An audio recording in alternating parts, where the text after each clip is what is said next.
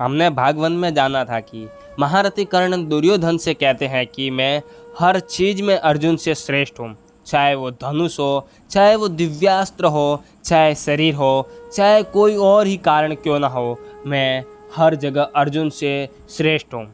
अर्जुन मुझे कवच और वास्तविक शक्ति से हीन समझकर कमज़ोर मानेगा, लेकिन वो भूल तो गया है कि मैं दिव्यास्त्रों से भी परिपूर्ण हूँ। मैं उनके गुरु के भी गुरु परशुराम का शिष्य हूँ।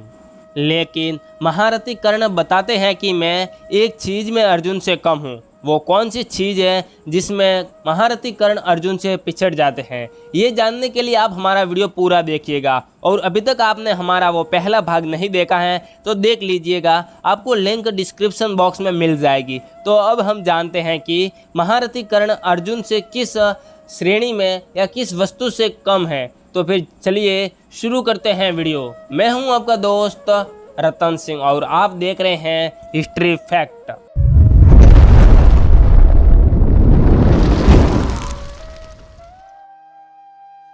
महारथी कर्ण दुर्योधन से कहते हैं, सर्वलोक वंदित दशार कुल नंदन श्री कृष्ण अर्जुन के घोड़ों के राज संभालते हैं।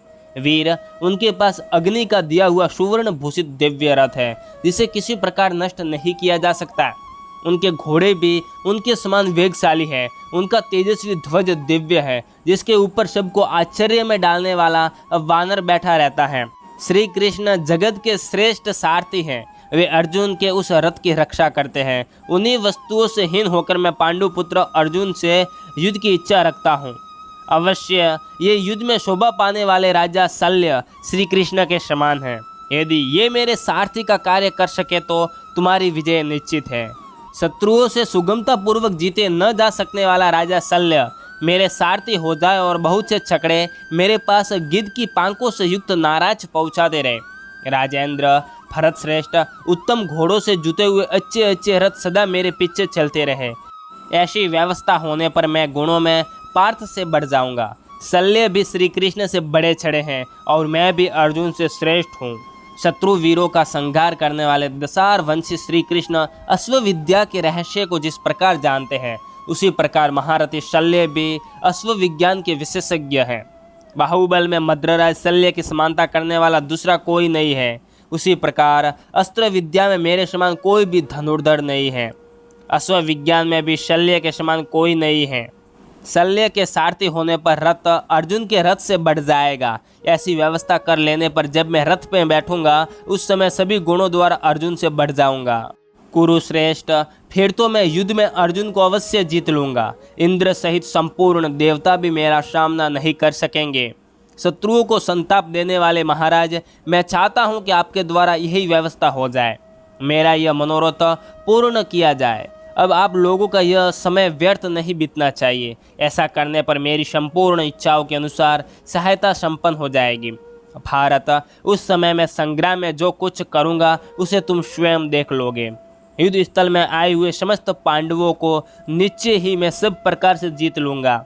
राजन, सम्रांगण में देवता और असुर भी मेरा सामना नहीं कर सकते, फिर मनुष्य योनि में उत्पन्न हुए पांडव तो कर ही कैसे सकते हैं। संजय कहते हैं, राजन, युद्ध में शोभा पाने वाले कर्ण के ऐसा कहने पर आपके पुत्र दुर्योधन का मन प्रसन्न हो गया। फिर उसने राधा पुत्र कर्ण का पूर्णतः सम्मान करके उससे कहा। दुर्योधन बोला, कर्ण, जैसा तुम ठीक समझते हो उसी के अनुसार यह सारा कार्य मैं करूँगा। युद्ध स्थल में अनेक तरकसों से भरे हुए बहुत से अश्वयुक्त रथ तुम्हारे पीछे पीछे चलेंगे। संजय कहते हैं, महाराज, ऐसा कहकर आपके प्रतापी पुत्र राजा दुर्योधन ने महाराज शल्य के पास जाकर इस प्रकार कहा। अगर आपको इससे आगे का पार्ट चाहिए तो आप हमें कमेंट में बताइएगा कि पार्ट 3, तो हम आपके लिए तीसरा भाग भी बनाएंगे। तो फिर बस आज के वीडियो में इतना ही। अगर आपको वीडियो पसंद आया हो तो लाइक, शेयर और कमेंट ज़रूर कर दीजिएगा। और अभी तक आपने हमारे चैनल को सब्सक्राइब नहीं किया है तो सब्सक्राइब कर लीजिएगा और पास में आए बेल आइकन को भी दबा दें ताकि आने वाले वीडियो की नोटिफिकेशन आपके पास सबसे पहले पहुंच जाए।